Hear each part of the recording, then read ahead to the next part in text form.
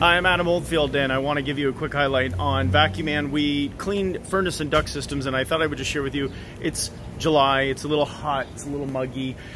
We can see that the temperature is a little warmer than normal, and of course, we have air conditioning units that are operational at all times. Some things you may need to understand is that sometimes those air conditioners, they get plugged.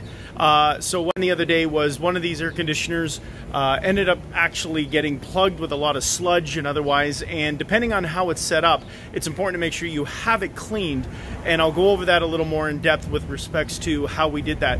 So in this case, you'll be able to see this was a furnace particularly that had water overflowing. It was actually like Niagara Falls. This is a sample video in regards to what was happening before we got there. And the AC coil was plugged with the sludge, and what we discovered was that it needed to be cleaned.